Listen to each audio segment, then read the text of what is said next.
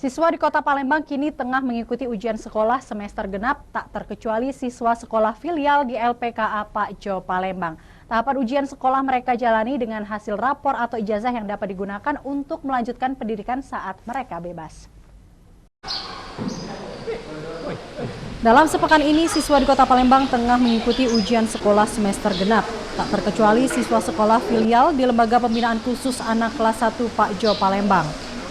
Meski sedang menjalani proses pembinaan, para Andikpas masih mengikuti tahapan pendidikan formal sebagaimana mestinya.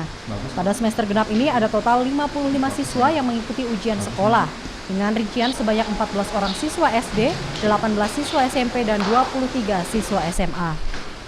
Selain itu ada pula siswa kejar paket A 10 siswa dan paket C 1 siswa. Pelaksanaan ujian di sekolah filial bekerja sama dengan sejumlah SD, SMP, dan SMA negeri yang berada di sekitar LPKA kelas 1 Palembang.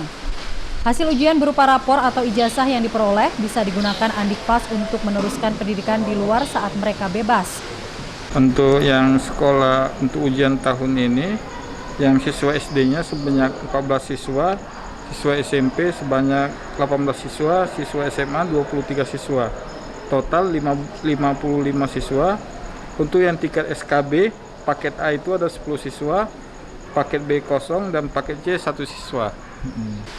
Kehadiran sekolah filial membuat para Andikpas bisa terus mengenyam pendidikan selama pembinaan. Tak jauh berbeda dari siswa lainnya, mereka juga telah mempersiapkan ujian sejak jauh hari sebelumnya. Ya, kalau di dalam kamar sebelum menghadapi ujian, kita belajar dulu.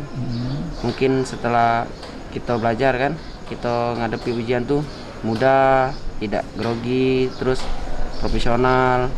Terus kalau seandainya bebas dari sini kan, ijazahnya pun bisa digunakan di luar kan, apa nak nyambung, apa nak untuk begawe itu kan. Pendidikan merupakan hak asasi yang harus didapatkan setiap orang, termasuk Andikpas. Dengan bekal yang didapat selama di sekolah filial, para Andikpas pun dapat memanfaatkan perpustakaan sebagai bahan bacaan untuk menambah ilmu pengetahuan berbekal dalam mengikuti ujian. Dari Palembang, Muhammad Riza Fahlevi, iNews melaporkan.